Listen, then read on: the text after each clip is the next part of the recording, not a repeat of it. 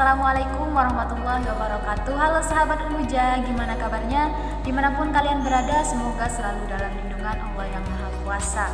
Saat ini kita sudah berada di penghujung tahun 2020. Tiba masanya untuk para mahasiswa mengikuti ujian tengah semester yang tentunya tetap dilaksanakan dengan secara online atau daring mengingat pandemi COVID yang masih belum berlalu. Dan seperti yang kalian ketahui, perkuliahan online ini menuai banyak pro kontra baik dari mahasiswa maupun dosen sendiri. Pada video kali ini, News akan menghadirkan atau mengumpulkan beberapa tanggapan mahasiswa mengenai ujian tengah semester yang dilaksanakan dengan secara online.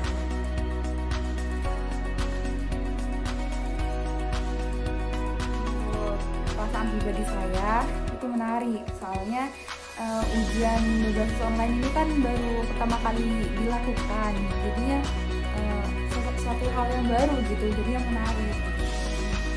Rasanya sangat tidak enak. Sebenarnya kalau rasanya sih biasa-biasa aja ya, karena saya anggap UTS itu emang harus hal yang harus dijalanin, kewajiban kita sebagai mahasiswa ya itu. Jadi rasanya kalau ikut UTS online gak ada bedanya, sama aja, biasa aja. Menurut saya terbilang enak dan mudah karena di sana mahasiswa hanya berdiam di rumah tanpa pergi ke kampus dan mengandalkan alat Android seadanya saja.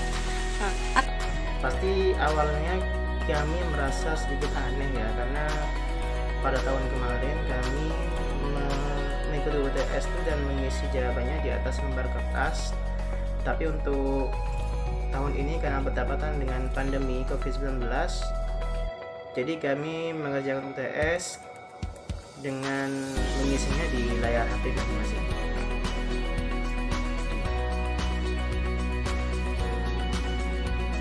Kan tetapi bagi para dosen harus lebih teliti karena tidak semua mahasiswa terbilang jujur, mengingat akan kuliah daring yang sudah berjalan selama 3 bulan dan itu sangat-sangat kurang efektif.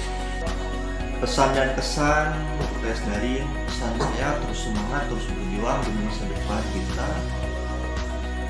Semoga COVID-19 ini cepat berlalu juga agar kita bisa menyelesaikan UTS offline kembali. Ya, pesan saya untuk dosen, jangan terlalu memberikan tugas. Maklumin juga kita yang ada di rumah belum tentu ada sinyal, apalagi yang di pesantren. Kesannya sih sama kayak ujian biasa, jadinya deg-degan, tegang ya gitu sama. Terus pesannya ya meskipun kita belajar di rumah, terus juga ujiannya di rumah, kita tetap harus semangat untuk mendapatkan nilai yang kita inginkan. Meskipun di rumah ya tetap harus semangat kan. Untuk pesan dan kesannya, utamanya bagi teman-teman mahasiswa, untuk UTS kali ini alangkah baiknya kita sesering mungkin menghubungi dosen dan selalu aktif dalam mempertanyakan sesuatu yang tidak diketahui agar tidak terjadi dan meminimalisir adanya miskomunikasi antara mahasiswa dengan dosen. Kalau kesan saya tuh lucu deh, soalnya kalau tes online kita kan ngerjakannya di rumah pakai daring. Nah sedangkan saya tuh sering tidur kalau di rumah ya. Ada kerjaan kan ya tidur. Moro-moro pas banget udah waktunya tes. Bahkan lucu banget, gak cuci muka langsung ngerjakan soal deh. Tapi kalau pesan saya sih selama ikut tes online, kita sebagai mahasiswa tuh harus tetap semangat bagaimanapun keadaan kita, entah itu daring ataupun luring. Harus tetap menggambarkan jiwa semangat dan progresivitas kita sebagai mahasiswa.